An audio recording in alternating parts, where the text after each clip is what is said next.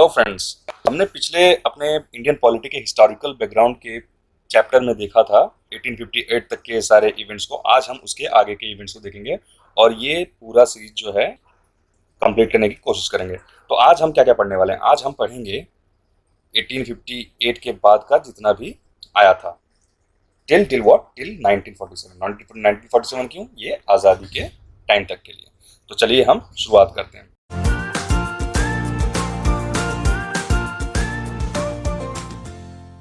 Indian council act 1861। देखिए, Indian council act 1861 में क्या क्या किया गया था, इसमें कुछ फीचर्स थे। इसमें क्या था कि पहली बार इंडियंस को लॉ मेकिंग प्रोसेस में इंडल्ज करने लगे। ठीक है, इसमें इट वाज मेड बिगिनिंग, क्या made beginning of representative institutions by associating Indians with law making process. और इसी क्रम में जो नॉमिनेट किए गए थे कुछ लोग, वो थे 1862 में किए गए थे, वो थे Raja of Banaras, Maharaja of Patiala and sir Tilakan Rao. ठीक है, ये तीन लोग थे जिनको लॉ मेकिंग प्रोसेस में इंक्लूड किया गया, नॉमिनेट करके लेजिस्लेटिव बॉडी में डाल दिया गया।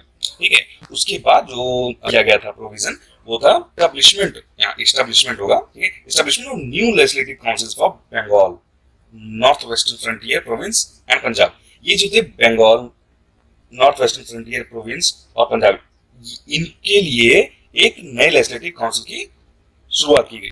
ठीक है, और इसी के साथ इसमें पोर्टफोलियो सिस्टम को भी मान्यता दी गई। अभी पोर्टफोलियो सिस्टम क्या था, आप ये देखते होंगे कि मिनिस्ट्रीज होते हैं हमारे, तो मिनिस्टर्स जो प्रोवाइड किए जाते हैं हर एक डिपार्टमेंट के अलग अलग मिनिस्टर्स, वो उसे हम पोर्टफोलियो सिस्टम कहते हैं। ठीक है, तो ये पोर्टफोलियो सिस्टम की यहाँ पे रिकॉग्निशन दी गई। एक्चुअली इसको जो है वो लॉर्ड हमारे कैनिंग जो थे वो लेके आए थे 1859 में, और इसी को मान्यता दे दी गई थी 1861 के इंडियन काउंसिल एक्ट में। ठीक है, और दूसरी बात, उसके बाद क्या किया गया, empowered viceroy to issue ordinance. कहने का मतलब क्या है कि अब जो है इमरजेंसी सिचुएशन पे हमारे जो लॉर्ड कैनिंग थे, यानी हमारे जो वाइसरॉय थे, जो कि वाइसरॉय की पोस्ट 1858 के एक्ट के थ्रू लाया गया था। ठीक है, उसी में था कि जितने भी हमारे आने वाले वाइसरॉयज होंगे उनके पास एक स्पेशल पावर दी गई, जो कि ऑर्डिनेंस इशू कर सकते हैं। आज हमारे पास ऑर्डिनेंस इशू का पावर किसके पास है? प्रेसिडेंट के पास। आज जो है हमारा कोई भी ऑर्डिनेंस अगर इमरजेंसी टाइम पे लाना हो, जब हमारे पार्लियामेंट के सेशंस नहीं हो रहे होते हैं, तब उस वक्त जो है प्रेसिडेंट साइन कर सकता है ऑर्डिनेंस। ऑर्डिनेंस क्या होता है? एक बेसिकली क्या होता है कि लॉ होता है। ठीक है, जिसको कुछ टेम्पररी पीरियड लाया जाता है, और वो टेम्पररी पीरियड क्या है? इसमें उस वक्त था 6 मंथ्स, आज भी 6 मंथ्स और कुछ दिन और है। ठीक है, इसके बाद क्या गया, it initiated process of decentralization.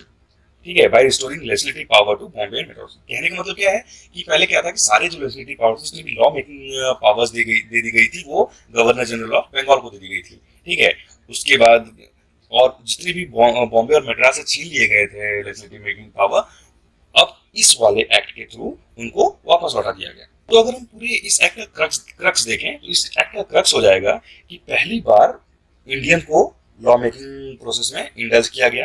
ठीक है, और उन तीनों के नाम के पोस्ट याद रखें कौन कौन थे। वो राजा ऑफ बनारस जो थे, महाराजा ऑफ पटियाला जो थे, और सर दिनकर राव। इन तीनों को क्या गया था, ये पहली बार हुआ था। ठीक है, उसी के साथ जो था दूसरी चीज क्या की गई, दूसरी चीज पोर्टफोलियो सिस्टम को मान्यता दी गई। अब ये देखिए, पोर्टफोलियो सिस्टम को मान्यता दी गई, ये सवाल पूछा जाता है कि पोर्टफोलियो सिस्टम को किसने लाया था? तो लाया कौन था, ये याद रखिएगा, लाया था लॉर्ड कैनिंग ने। ठीक है, कब लाया था? 1859 में। 1859 के में इन्होंने पोर्टफोलियो सिस्टम लाया था। और इसको रिकॉग्निशन कब मिला, इसको एक कानूनी मान्यता कब मिल गई? इसको कानूनी मान्यता मिल गई 1861 के इंडियन काउंसिल एक्ट के तहत। ठीक है, ये दूसरा पॉइंट इसका हो गया। और तीसरा पॉइंट ये था कि ऑर्डिनेंस इशू कर सकता है अब कौन? वाइसरॉय। और इस ऑर्डिनेंस का टाइम पीरियड कितना था? 6 महीने तक इसकी लाइफ रहेगी। ठीक है, 6 महीने तक ये लाइफ रहेगी। और उसके बाद एक और चीज की गई थी, जो कि हमने पढ़ा था कि जो लॉ मेकिंग पावर थी वो वापस ले ली गई थी बॉम्बे और मद्रास से। इस बार इनको वापस दे दी गई कि अब अपने रीजन के लिए ये लोग लॉ बना सकते हैं। ठीक है, तो चलिए अगला देखते हैं। तो ये अगला जो हमें पढ़ना है वो इंडियन काउंसिल एक्ट ऑफ 1892। अब इसके तहत क्या किया गया था? इसके तहत सबसे बड़ी बात क्या की गई थी, ये थी कि नॉन ऑफिशियल मेंबर्स जो थे उनके नंबर्स को बढ़ा दिया गया। ठीक है, नॉन ऑफिशियल मेंबर्स के नंबर को बढ़ा दिया गया, सेंट्रल और लेजिस्लेटिव दोनों ही काउंसिल्स में। ठीक है, लेकिन यहाँ पे बात याद रखने वाली है कि ऑफिशियल मेजॉरिटी अभी भी मेंटेन रखी गई, ठीक है। और ये जो नॉन ऑफिशियल मेंबर्स होंगे इनको नॉमिनेट किया जाएगा। इसमें था कि नॉमिनेट किया जाएगा, कौन नॉमिनेट करेगा, ये नॉमिनेट करने का जो पावर दिया गया था वो दिया गया था वाइसरॉय को, ठीक है। और ये किसके रिकमेंडेशन पे करेगा, यहाँ रिकमेंडेशन भी था क्या, प्रोविंशियल लेजिस्लेटिव काउंसिल, जो भी प्रोविंशियल लेजिस्लेटिव काउंसिल थी वो रिकमेंड करेगी कुछ नाम, और बंगाल चैम्बर ऑफ कॉमर्स, ये दोनों बॉडी जो है वो कुछ नाम को सजेस्ट करेगी, और उसी नाम को आगे जाके वाइसरॉय जो है उन्हीं में से किसी एक को सेलेक्ट करके, या एक या दो जितने भी मेंबर्स को नॉमिनेट करना होगा वहां से कर लेगी, ठीक है। ये हो गया। और ये जो था पहले वाला जो था, जिसमें कि प्रोविंशियल लेजिस्लेटिव काउंसिल और बंगाल चैम्बर ऑफ कॉमर्स के बॉडी नॉमिनेट करी, वो किसके लिए था, वो था सेंट्रल लेजिस्लेटिव काउंसिल के लिए, ठीक है। और यहाँ अगर प्रोविंशियल लेजिस्लेटिव काउंसिल के लिए करना होगा तो यहाँ पे गवर्नर करेगा, वहाँ वाइसरॉय कर रहा था।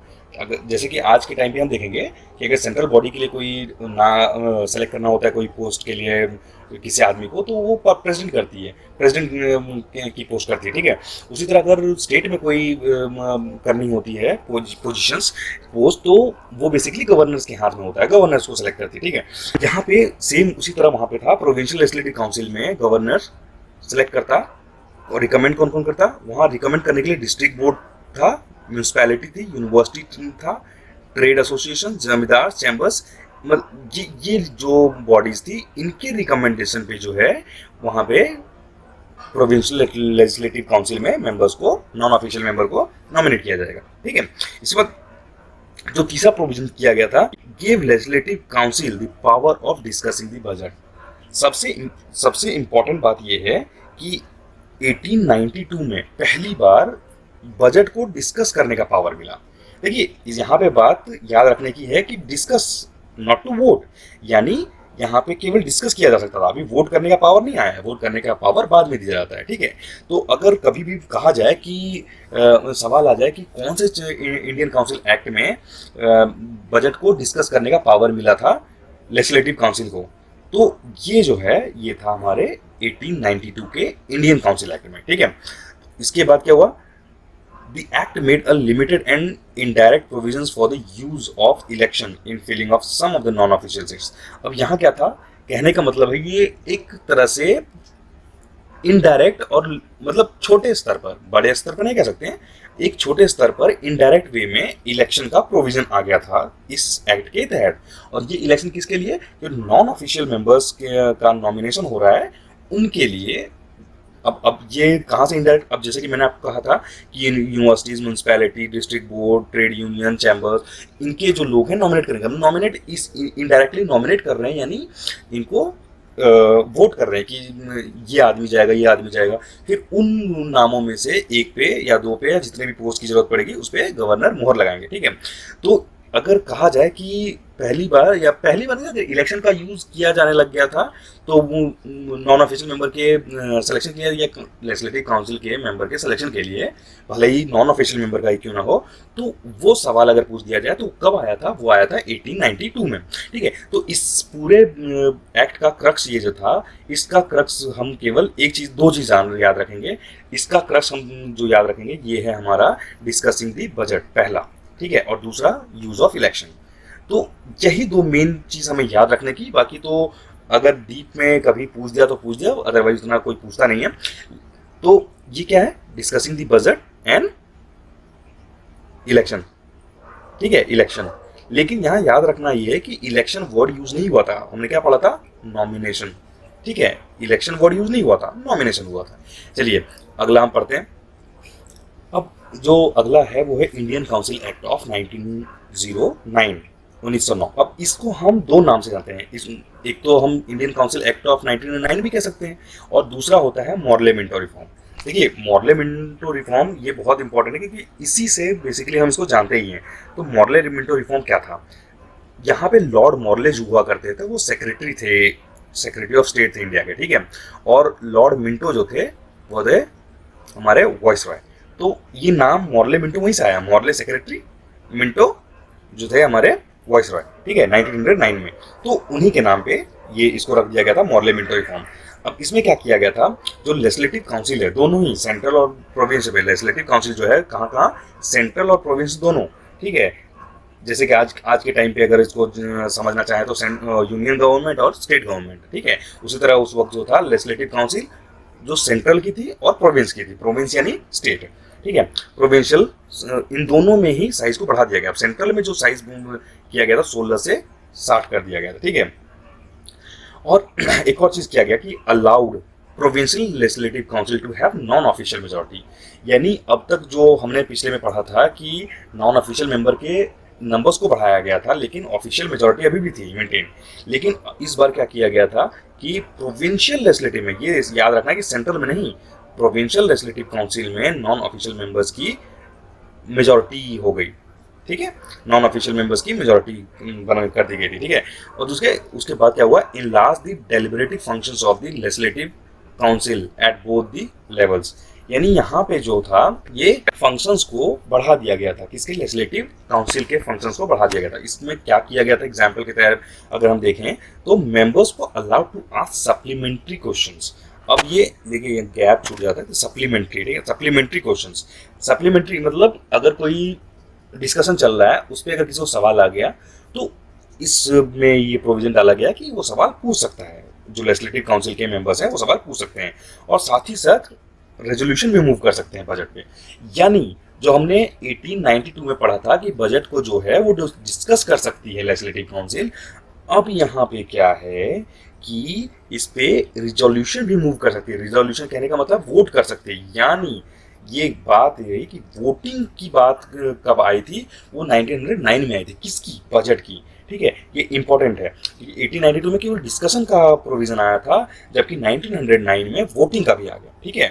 तो ये हुआ। उसके बाद अगर हम यहाँ देखें तो ये लिखा हो यहाँ पे, ये देखिए, ये provided for the first time for association of Indians with executive councils of viceroy. अब देखिए वाइसरॉय की दो काउंसिल बनाई गई थी, एक लेजिस्लेटिव काउंसिल जो लॉ बनाएगी और एक एग्जीक्यूटिव काउंसिल जो कि लॉ को एग्जीक्यूट कराएगी, ठीक है। तो इस एग्जीक्यूटिव काउंसिल में पहली बार इंडियन को एसोसिएट करने लग गए।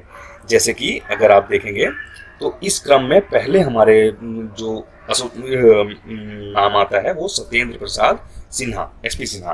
तो एसपी सिन्हा साहब पहले ऐसे मेंबर थे। बहुत इंपॉर्टेंट क्वेश्चन है, क्वेश्चन क्या बनता है कि who was the first Indian to be selected for executive council of viceroy, यानी ये वर्ड याद रखना है, एग्जीक्यूटिव काउंसिल, ठीक है। इस एग्जीक्यूटिव काउंसिल पे बात होती है। तो पहला वो आदमी जो एग्जीक्यूटिव काउंसिल के लिए सेलेक्ट हुआ था वाइसरॉय के, वो थे हमारे एसपी सिन्हा साहब, सत्येंद्र प्रसाद सिन्हा। ये बहुत इंपॉर्टेंट है। Became the first Indian to join viceroy's executive council, और यही पहले आदमी हो गए थे, पहले इंडियन हो गए थे बेसिकली, जो कि हमारे एग्जीक्यूटिव काउंसिल वाइसरॉय के को ज्वाइन किया था। तो याद रखिएगा, क्या याद रखिएगा, सत्येंद्र प्रसाद सिन्हा 1909 के थे, ठीक है। और उसके बाद introduce the system of communal representation. देखिए ये सबसे खतरनाक बात यहाँ आई थी कम्युनल रिप्रेजेंटेशन की फॉर मुस्लिम्स, यानी धर्म के आधार पर अब रिप्रेजेंट किया जाएगा, यानी अगर जो मेंबर्स को सिलेक्शन किया जाएगा वो धर्म के आधार पे हो गया था, ठीक है। और यहीं पे कॉन्सेप्ट ऑफ सेपरेट इलेक्टोरेट आया था। इसीलिए मिंटो को, लॉर्ड मिंटो को फादर ऑफ कम्युनल इलेक्टोरेट भी कहते हैं। देखिए यहाँ पे सेपरेट इलेक्टोरेट की बात आई थी, वो किसके बिनाम पे आया था, वो तो धर्म के बिनाम पे, ठीक है, यानी कम्युनल नाम पे, यानी मुस्लिम्स के लिए किया गया था। और इसीलिए याद रखना है, अगर सवाल आ जाए who is called the father of communal electorate, तो हमारे इंडिया के अगर सेंस में देखा जाए तो जो कम्युनल इलेक्टोरेट के फादर कहलाए जाएंगे वो होंगे लॉर्ड मिंटो। ये याद रखने वाली चीज है, ठीक है। तो अगर हम 1909 का क्रक्स देखेंगे तो क्रक्स ये रहेगा कि पहली बात तो ये पूछ लिया जाता है कि मॉर्ले मिंटो रिफॉर्म में मॉर्ले क्या कौन थे, यानी मॉर्ले जो थे वो हमारे सेक्रेटरी ऑफ इंडिया थे और मिंटो जो थे वो वाइसरॉय थे। तो ये तो आप ध्यान रखिएगा। तो दूसरी चीज की गई थी लेजिस्लेटिव काउंसिल के साइज को बढ़ाना, फिर सत्येंद्र प्रसाद सिन्हा जी को एग्जीक्यूटिव काउंसिल में ऐड करना, ठीक है, और कम्युनल कम्युनल रिप्रेजेंटेशन को यहां से लाना, ठीक है। ये हो गई हमारे कुछ चीजें, ठीक है। इसके बाद आया था गवर्नमेंट ऑफ इंडिया एक्ट 1909। देखिए इसको हम मॉन्टेगो कैम्सफोर्ड रिफॉर्म से जानते हैं, जैसे कि हम 1909 को मॉर्ले मिंटो रिफॉर्म के नाम से जानते थे। यहाँ पे 1919 के गवर्नमेंट ऑफ इंडिया एक्ट को हम मॉन्टेगो कैम्सफोर्ड के नाम से जानते हैं। देखिए मॉन्टेगो कैम्सफोर्ड क्यों, उसी तरह जिस तरह वहां था पहला नाम दूसरा नाम, तो मॉन्टेगो हमारे जाएंगे सेक्रेटरी ऑफ स्टेट, कैम्सफोर्ड हो जाएंगे हमारे गवर्नर। ठीक है, तो याद रखिएगा यहाँ पे जो याद रखने वाली बात है, यहाँ याद रखने की बात यह है कि it demarcated central and provincial subjects. अब यानी कहने का मतलब जैसे कि आज के टाइम पे अगर हम देखें तो सेंट्रल गवर्नमेंट जो है वो किसी कुछ टॉपिक्स पे या कुछ लिस्ट पे अपना कानून बनाती है, उनका अधिकार उसी में है। ठीक है, जैसे डिफेंस में कानून बनाने का जो भी अधिकार होगा वो हमारे सेंट्रल गवर्नमेंट का हो जाएगा। ठीक है, उसी तरह कुछ ऐसे कानून है जिसको बनाने का अधिकार दिया गया है स्टेट को, जैसे कि हमारे एग्रीकल्चर को पे अगर लॉ बनाना होगा तो हमारे स्टेट बनाएगी। उसी तरह जो इस सिस्टम को पहली बार इंट्रोड्यूस किया गया था वो किया गया था हमारे 1909 के गवर्नमेंट ऑफ इंडिया एक्ट में, 1909 नहीं 1919 के। ठीक है, यानी अगर हम देखें तो क्या किया गया था, demarcated central and provincial subject यानी इस पे तुम कानून बनाओगे, इस पे हम कानून बनाएंगे ये। ठीक है, divided provincial subjects into transferred and reserved, यानी यहां याद रखने की बात है प्रोविंशियल जो सब्जेक्ट्स थे, सेंट्रल नहीं प्रोविंशियल सब्जेक्ट्स थे, इनको ट्रांसफर्ड और रिजर्व में रखा गया। यानी ट्रांसफर यानी गवर्नर, ट्रांसफर्ड का मतलब वो चीजें जो कि गवर्नर मिनिस्टर के कहने पे लाएगा, और रिजर्व मतलब एक तरह से मान लीजिए रख लिया अपने पास। ठीक है, जिसपे केवल पावर था गवर्नर विद एग्जीक्यूटिव काउंसिल, यानी गवर्नर और एग्जीक्यूटिव काउंसिल का ही उस पर अधिकार था। उन लिस्ट पे जो कानून बनाया जाएगा वो केवल गवर्नर और उसके एग्जीक्यूटिव काउंसिल बना सकती है। ठीक है, तो प्रोविंशियल सब्जेक्ट्स को दो भागों में बांट दिया गया था, एक ट्रांसफर्ड और एक रिजर्व। ठीक है, इसी को डायरकी कहा गया। तो अब एक सवाल आता है कि डायरकी क्या चीज था, what was dyarchy in Indian context, यानी गवर्नमेंट ऑफ इंडिया 1919 एक्ट के कॉन्टेक्स्ट में अगर देखा जाए डायरकी क्या चीज थी, तो डायरकी बेसिकली थी सब्जेक्ट डिवीजन ऑफ प्रोविंस के सब्जेक्ट डिवीजन को ही डायरकी कहा गया था, यानी ट्रांसफर्ड और रिजर्व। ठीक है, local self government became provincial subject. यहाँ पे ये बात थी, लोकल सेल्फ गवर्नमेंट जो था वो प्रोविंशियल सब्जेक्ट में डाल गया था। आज भी पंचायती राज वगैरह जो है वो हमारे किसमें है, स्टेट लिस्ट में है, यानी प्रोविंशियल लिस्ट। उनको हम प्रोविंशियल लिस्ट ही उस टाइम के प्रोविंशियल लिस्ट को आज स्टेट लिस्ट कहते हैं। ठीक है, तो क्या किया गया था, लोकल सेल्फ गवर्नमेंट यानी पंचायती राज, म्यूनिसिपैलिटी, ये सब जो है वो लोकल सेल्फ गवर्नमेंट है, इनको प्रोविंशियल सब्जेक्ट में डाल दिया गया। ठीक है, अब इस पे जो भी कानून बनाया जाएगा वो प्रोविंस बनाएगी। Introduced by cameralism and direct election in the country. तो यहाँ पे याद रखना है, हमने इलेक्शन की बात की थी 1892 में, इनडायरेक्ट इलेक्शन हुआ था।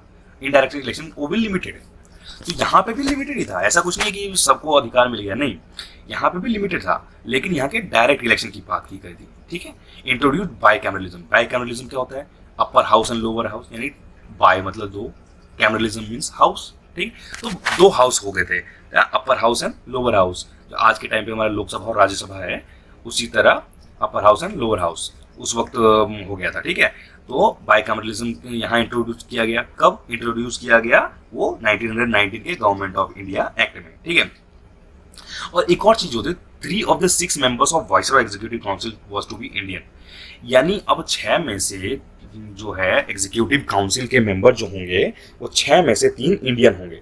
तो इंडियन को पहली बार कब किया, 1909 में किया गया। कब, कौन थे हमारे, सत्येंद्र प्रसाद सिन्हा। ठीक है, एग्जीक्यूटिव काउंसिल में अब वो पहले थे। उसी तरह इस एक्ट के में क्या किया गया कि 6 में से 3 मेंबर इंडियन होंगे, ये प्रोविजन डाल दिया गया। ठीक है, इसी के बाद कॉम्युनल रिप्रेजेंटेशन जो कि हमने 1909 में पढ़ा था, मिंटो साहब को हमारे फादर ऑफ कहा जाता है कॉम्युनल इलेक्टोरेट, उसी के तहत कॉम्युनल रिप्रेजेंटेशन को यहाँ पे बढ़ा दिया गया सिख, एंग्लो इंडियंस, क्रिश्चियंस और यूरोपियंस के लिए। तो ये सवाल भी पूछा जाता है कि कॉम्युनल रिप्रेजेंटेशन क्या सबको दिया गया था 1909 में? नहीं, 1909 में केवल मुस्लिम्स को दिया गया था। वहीं 1919 में और लोगों को दिया गया जो कि सिख कम्युनिटी से आते हैं, जो एंग्लो इंडियन कम्युनिटी से आते हैं, जो क्रिश्चियंस हैं और यूरोपियंस हैं, इनके भी नाम पे भी सेपरेट इलेक्टोरेट ले आया गया। ठीक है, कॉम्युनल रिप्रेजेंटेशन यानी इनके, ये इस धर्म के हैं तो यही लोग सेलेक्ट होंगे, इस रीजन से इस धर्म के यही लोग सेलेक्ट होंगे। ठीक है, ये हो गया। एक और चीज हो गया कि created office of high commissioner. यहाँ पे एक चीज़ है, जैसे हाई कमिश्नर हमारे, जैसे कि अगर हम देखें तो कुछ हमारा फॉरेन कंट्रीज में इंडिया के हाई कमीशन होते हैं जो कि यहाँ के बातों को वहाँ रखते हैं, ठीक है।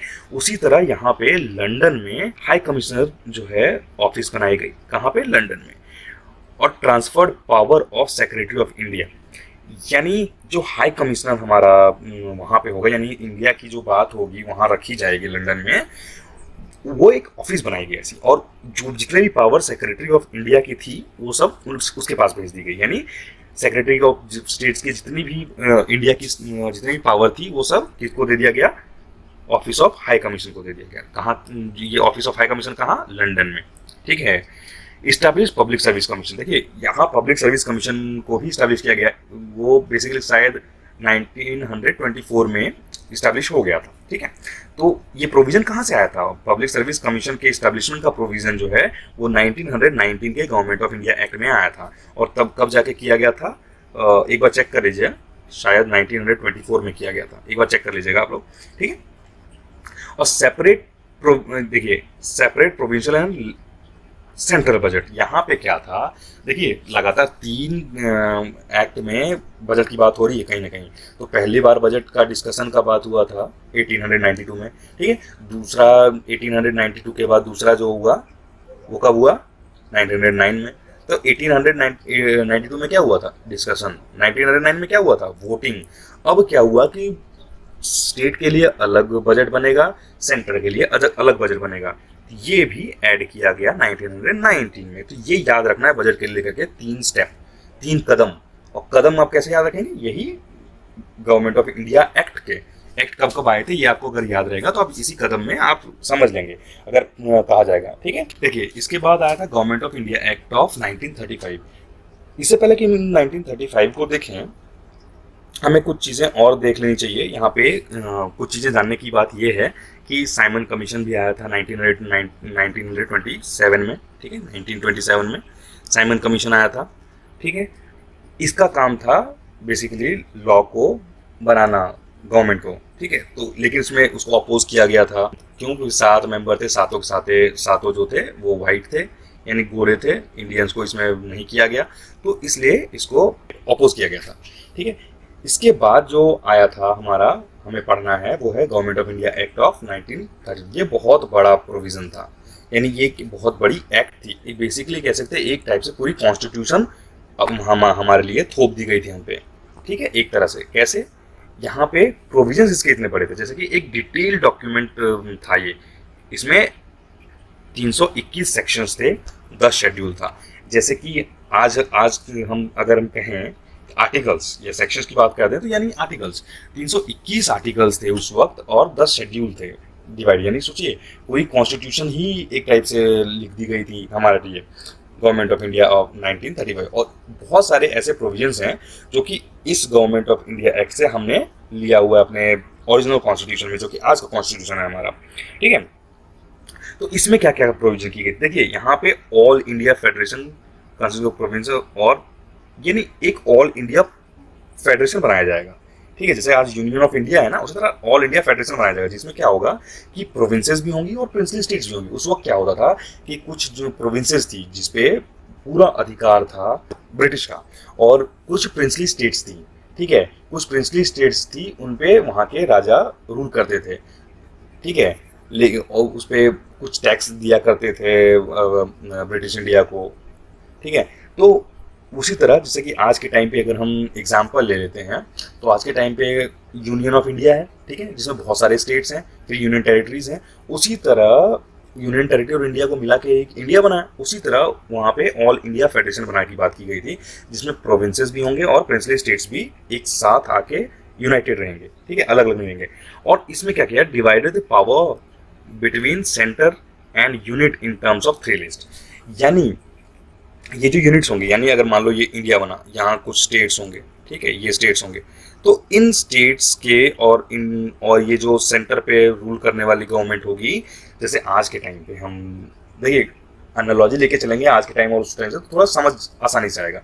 तो आज के टाइम पे अगर हम देखें, स्टेट गवर्नमेंट जो है हमारी, उनके पास अपनी लॉ बनाने की कुछ वो हैं लिस्ट हैं, और सेंटर के पास कुछ उसी तरह उस वक्त भी डिवाइड कर दिया गया पावर, कि आप इस पे कानून बनाना, इस पे हम कानून बनाएंगे। और वो जो सेंटर और यूनिट्स के बीच में डिवाइड किया गया, वो 3 लिस्ट में डिवाइड किया गया। कौन कौन से? फेडरल लिस्ट यानी सेंट्रल लिस्ट, ठीक है। फेडरल यहाँ कहने का मतलब है सेंट्रल लिस्ट, ठीक है। दूसरा प्रोविंशियल लिस्ट कहने का मतलब है स्टेट लिस्ट, ठीक है। और एक कॉन्करेंट लिस्ट आज के टाइम का कॉन्करेंट लिस्ट जो है सेम वैसा ही कॉन्करेंट लिस्ट था, ठीक है। ये 3 भाग में बांट दिया गया कि सेंटर इस कुछ लिस्ट पे काम बनाएगी, प्रोविंस कुछ पे बनाएगी, और कॉन्करेंट लिस्ट में जो है दोनों लॉ बना सकते हैं। लेकिन इनके बावजूद कुछ ऐसे एरियाज थे जो छूट गए थे, यानी कुछ ऐसे एरिया जो छूट गए, उन पे कौन कानून बनाएगा? तो यहाँ पे था कि वहां पे power work given to viceroy, यानी वॉइसरॉय साहब आएंगे अपना कानून बना के निकल लेंगे। यानी कहने का मतलब है वॉइसरॉय कानून बनाता था रेसिडेंट्री पे। लेकिन एक चीज यहाँ देखने की बात यह है कि ये बात तो की गई थी फेडरेशन बनाने की, लेकिन यहाँ पे ऐसा कोई फेडरेशन बन नहीं पाया, ठीक है। ऐसा कोई फेडरेशन कभी बन नहीं पाया। तो ये federation never came to be as the princely state did not join, ठीक है। प्रिंसली स्टेट ज्वाइन ही नहीं किया इस चीज को। और एक और फिर इसके बाद क्या हुआ? Abolish dyarchy in the province, यानी प्रोविंस जो था, प्रोविंस में डायरकी लाई गई थी 1909 में, उसको हटा दिया गया, अबॉलिश कर दिया गया, और इंट्रोड्यूस कर दिया गया प्रोविंशियल ऑटोनॉमी। यानी जो यहाँ की जो मतलब यानी कहने का मतलब जो स्टेट्स थी उनको थोड़ी ऑटोनॉमी दे दी गई, यानी तुम उस पर अपना काम करो, हम कुछ चीज़ों में मतलब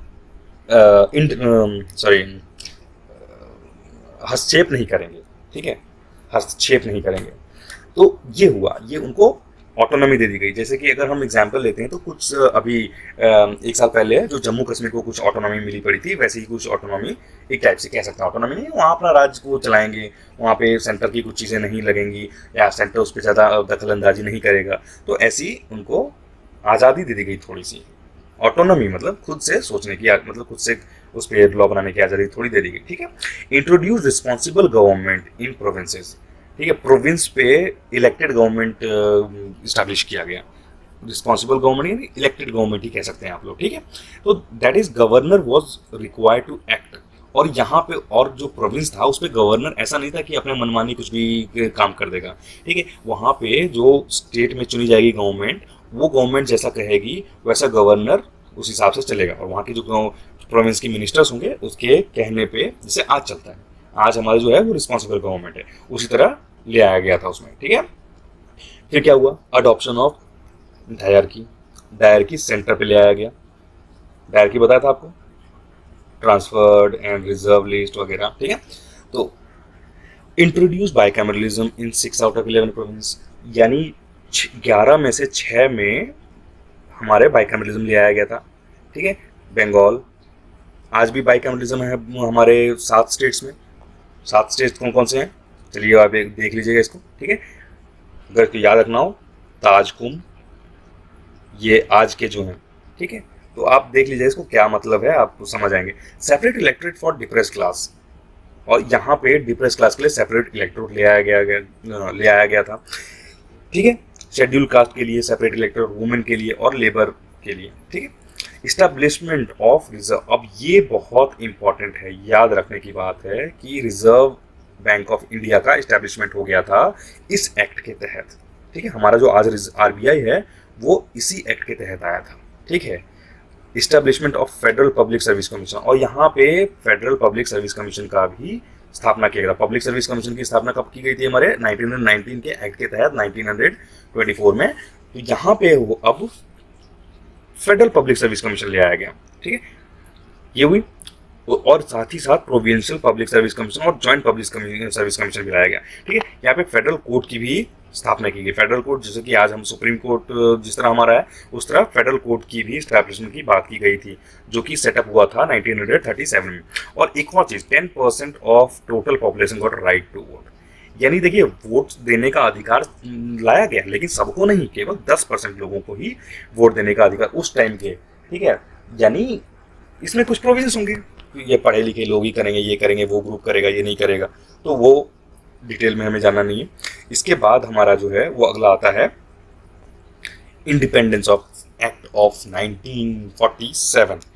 independence Indian independence act of 1947। देखिए हुआ ये कि फरवरी 20 1947 में ब्रिटिश प्राइम मिनिस्टर क्लेमेंट एटली, तो पहली बात तो याद रखना क्लेमेंट एटली, आज़ादी के टाइम पे कौन थे प्राइम मिनिस्टर हम उस वक्त ब्रिटेन के, वो क्लेमेंट एटली।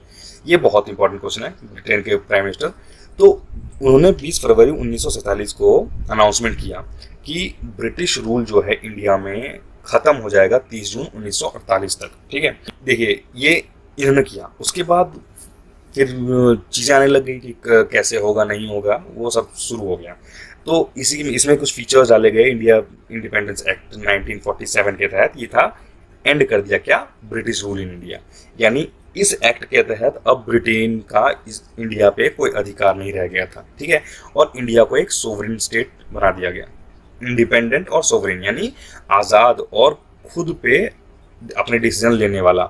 ठीक है, 15 अगस्त 1947 के बाद, यानी ये जानते हैं ना हम लोग 15 अगस्त को हमें आज़ादी मिली है। Provided for the partition of India, और इसके तहत एक और चीज़ जो कि हम जानते हैं इतना बड़ा घाव हमें मिला था, ये पार्टीशन ऑफ इंडिया ये हुआ था, यानी इंडिया और पाकिस्तान में टूट गया था हमारा इंडिया, तो ये हुआ था। ठीक है, और उसके बाद abolish the office of voice Roy, यानी अब वॉइस रॉय की पोस्ट खत्म कर दी गई। Provided for the east dominion, क्या किया गया था, एक गवर्नर जनरल बनाया जाएगा, यानी गवर्नर जनरल अब अपॉइंट करने की बात की गई थी इन दोनों के लिए जो इंडिया और पाकिस्तान बने थे। ठीक है, ये ब्रिटिश किंग करता उस वक्त।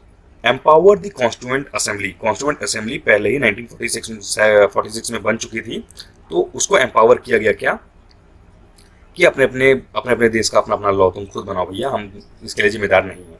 ठीक है, तो अपना लॉ बनाने का भी इसको दे दिया गया। Abolish the state of secretary of state for India, और ये जो state of secretary office of secretary की स्थापना की गई थी उसको ख़त्म कर दिया गया, और ट्रांसफ़र कर दिया गया पावर जो है of secretary of state for common, वो secretary of state for commonwealth affairs, इसके सेक्रेटरी कॉमनवेल्थ अफेयर्स के को जो देखता था उसके सेक्रेटरी को पावर ट्रांसफर कर दिया गया। ठीक है, proclaimed the lapse of British paramountcy, यानी जो यहाँ के जो छोटे छोटे रूलर्स थे वो अपना महाराज मतलब राजाओं के राजा वो इंग्लैंड को मानते थे, वो ख़त्म कर दिया गया, यानी अब ये सोवरेन हो गए। अब इनके पास आज़ादी बची कि अब ये इंडिया में ज्वाइन हो या पाकिस्तान में ज्वाइन हो। ठीक है, तो ये आज़ादी इनको दे दी गई थी। और एक और जो टाइटल मिला था एम्प्रेस ऑफ इंडिया, ठीक है, उसको हटा दिया गया, यानी अब इंग्लैंड के राजा को भारत का एम्परर नहीं कहा जा सकता था। ठीक है, deprived the British monarch of his right to veto. देखिए ब्रिटिश गवर्नमेंट जो थी उसका जो वहाँ राजा था उसके पास एक वीटो पावर था कि अगर कोई लॉ बनाया है और उसे पसंद नहीं आ रहा कोई चीज़ है तो वो वीटो कर सकता था, यानी अगर वो उसने वीटो कर दिया तो वो लॉ नहीं होगा, लागू नहीं होगी। उसी तरह यहाँ पे वीटो करने का पावर से छीन लिया गया। ठीक है, तो इसके साथ हमारा ये पार्ट खत्म होता है और इसी के साथ हमारा हिस्टोरिकल बैकग्राउंड का पार्ट खत्म होता है। आज इसके बाद जो वीडियोस आएंगे उसमें हम लोग देखेंगे बहुत अच्छे से डिटेल वे में कि इंडियन पॉलिटी कैसे स्टार्ट हुई है। ठीक है, चलिए मिलते हैं हम अगले वीडियो में। थैंक यू, और चैनल को सब्सक्राइब कर दीजिए।